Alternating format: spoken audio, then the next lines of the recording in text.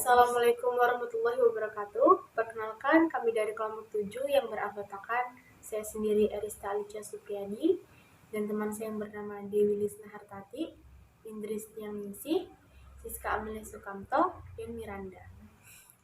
Baik, di sini saya akan menjelaskan tentang sejarah singkat Nyai Siti Walidah Ahmad Dahlan. Nyai Ahmad Dahlan merupakan salah satu figur perempuan Indonesia yang gigih melawan penjajah di tanah air. Nyai Ahmad Dahlan merupakan tokoh emansipasi perempuan yang juga istri dari K.H. Ahmad Dahlan, pendiri Persyarikatan Muhammadiyah. Seumur hidup, Nyai Ahmad Dahlan digunakan untuk berjuang demi hak-hak kaum wanita yang sangat terpinggirkan pada masa pemerintahan kolonial Belanda. Nyai Ahmad Dahlan merintis organisasi perempuan Muhammadiyah yang hingga kini masih eksis bersama Aisyah. Nama asli Nyai Ahmad Dahlan adalah Siti Walidah yang lahir di Yogyakarta pada tanggal 3 Januari 1872. Siti Walidah merupakan putri seorang ulama dari kerabat Kesultanan Yogyakarta bernama Kiai Haji Muhammad Fadli. Sosok Siti Walidah sudah menonjol sejak kecil jika dibandingkan dengan teman-teman sebayanya, dari segi kemampuan berbicara dan keberanian. Tidak banyak catatan yang menjelaskan secara rinci riwayat masa kecil Siti Walidah atau Nyai Ahmad Dahlan ini. Siti Walidah menempuh pendidikan dari dalam rumahnya sendiri dengan diajari oleh orang tuanya. Di rumah itu, Siti Walidah belajar tentang Islam termasuk bahasa Arab, Al-Quran, hingga membaca naskah-naskah dalam aksara Jawi. Pada tahun 1863, saat itu Cut Nyadin berusia 12 tahun, ia dijodohkan dengan Teku Ibrahim Lamngah, putra dari Teku Po Ahmad. Suaminya adalah pemuda yang wawasannya luas dan taat agama.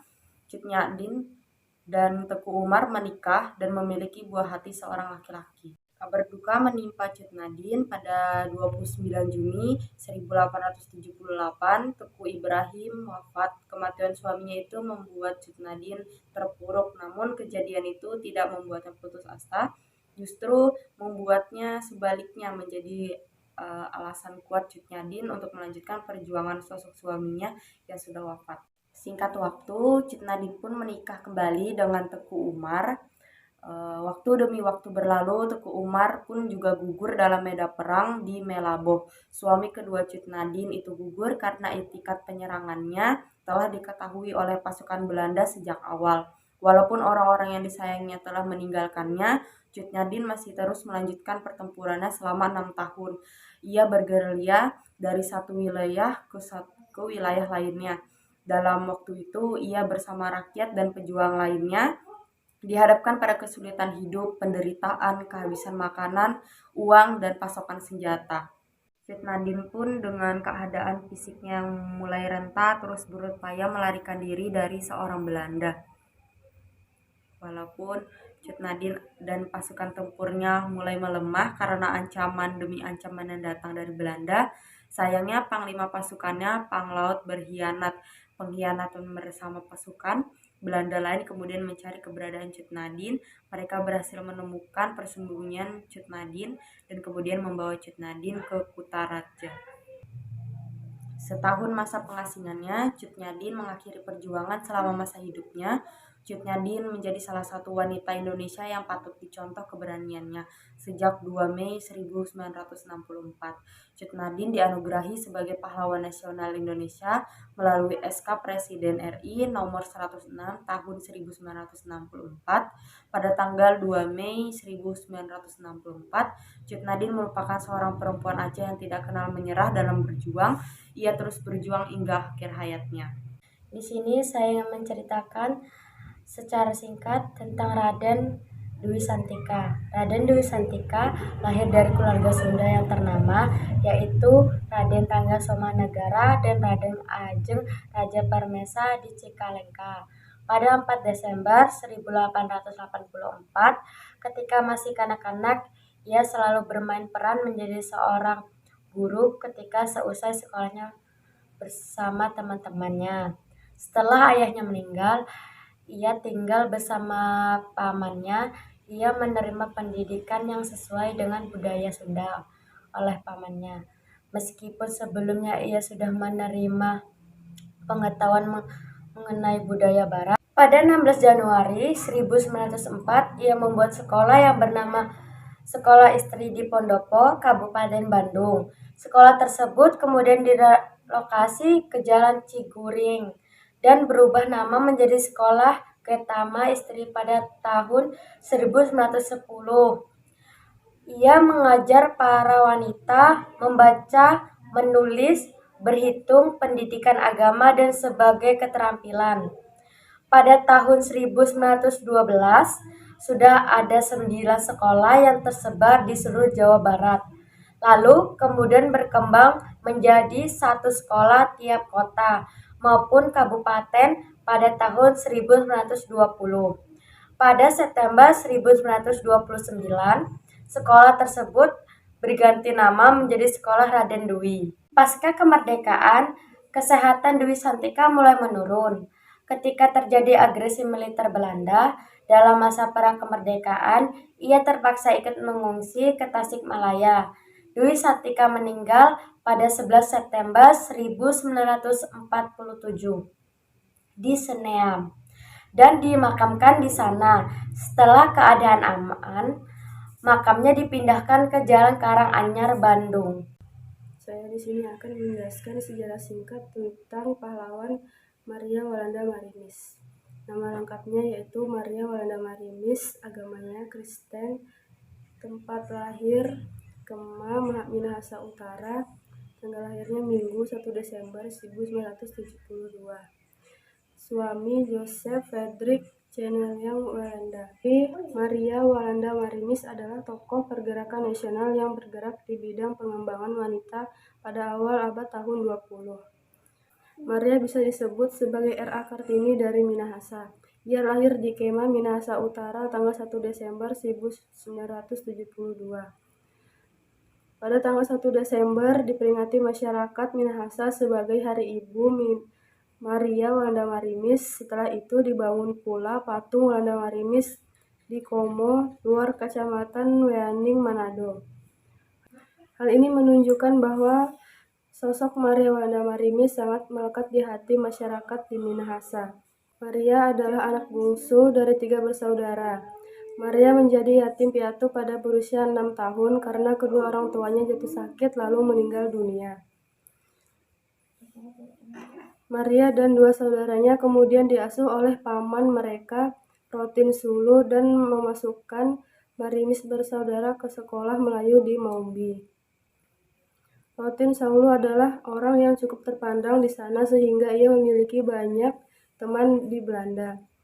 Secara tidak langsung, hal ini membuat Maria juga bergaul dengan orang-orang Belanda tersebut dan itu sangat membuka wawasannya. Ketika berusia 18 tahun, Maria menikah dengan Joseph Frederick Caselung Walanda, seorang guru bahasa di HIS Manado. Dari suaminya, Maria belajar banyak hal tentang keadaan masyarakat Sulawesi.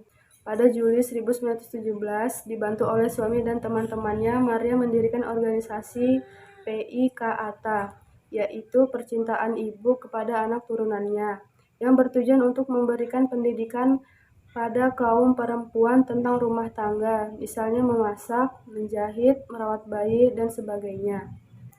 Pada Juli 1917, dibantu oleh suami dan teman-temannya, Maria mendirikan organisasi PIKATA, yaitu Percintaan Ibu kepada Anak Turunannya, yang bertujuan untuk memberi pendidikan pada kaum perempuan tentang rumah tangga, misalnya memasak, menjahit, merawat bayi, dan sebagainya.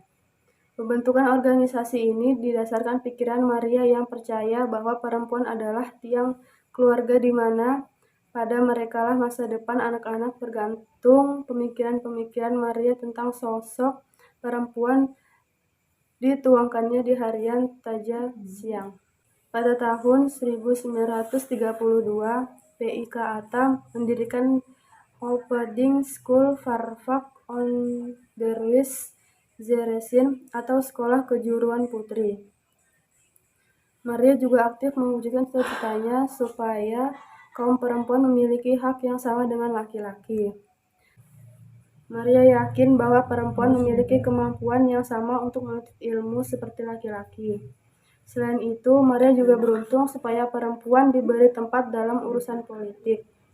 Misalnya, hak untuk memilih dan duduk dalam keanggotaan Dewan Kota atau Volrat. Di sini saya akan menjelaskan secara singkat tentang Raden Ajeng Kartini. Raden Ajeng Kartini atau bernama asli Raden Ayu Kartini merupakan anak pasangan R.M.A.A. Sosroningrat dan M.A. Ngasirah. Ayahnya merupakan Bupati Jepara, seorang priayi dan aristokrat. Sosroningrat dikenal sebagai bupati yang intelek dan pandai berbahasa Belanda. Kemampuan bahasa Belanda itu kemudian menurun pada Kartini. Dia belajar secara otodidak dan mulai menulis surat dengan sahabat pena yang berasal dari Belanda. Kartini juga gemar membaca. Salah satu buku bacaannya adalah buku berbahasa Belanda seperti De Stijlkracht karya Louis Couperus dan Die Waffen-Neder karya Bertrand von Suttner. Bacaan-bacaan itulah yang menumbuhkan pemikiran ala perempuan Eropa yang maju pada diri Kartini. Sementara itu, di Indonesia pada saat itu, status sosial perempuan masih dipandang rendah. Sayangnya, Kartini sama seperti perempuan pribumi yang malang tersebut. Setelah lulus dari Europes Lagiere School, Kartini memiliki keinginan untuk melanjutkan pendidikan tinggi. Namun keinginan itu sirna setelah orang tuanya menentang.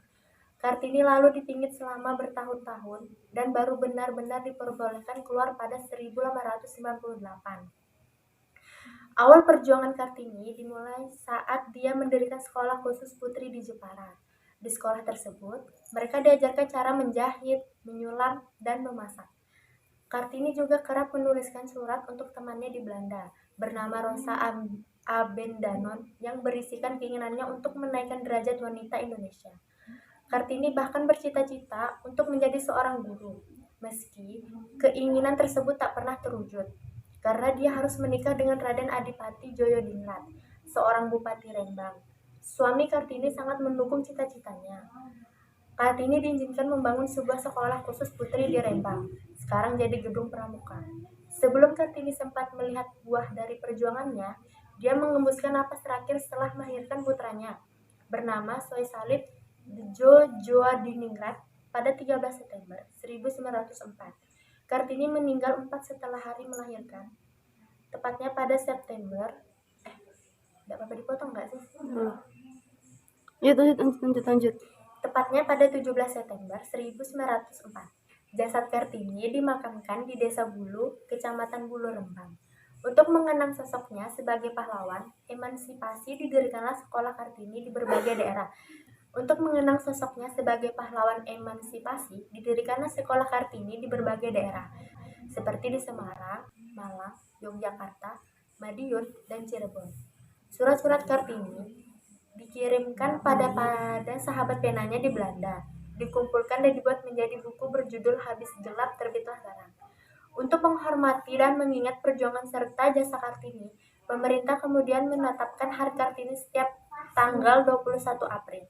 Hari Kartini mulai diselenggarakan sejak ditetapkan pada masa pemerintah Presiden pertama Indonesia, Insinyur Soekarno, lewat Keputusan Presiden Republik Indonesia Nomor 108 Tahun 1964, tanggal 2 Mei 1964. Keputusan tersebut bersamaan dengan ditetapkannya Kartini sebagai pahlawan kemerdekaan Indonesia. Selain itu, pemilihan 21 April sebagai Hari Kartini juga karena tanggal tersebut adalah hari kelahiran Kartini yang jatuh pada tanggal 21 April 1879. Sekian dari kelompok kami. Jika banyak kesalahan, mohon maaf karena manusia tempatnya salah. Wassalamualaikum warahmatullahi wabarakatuh.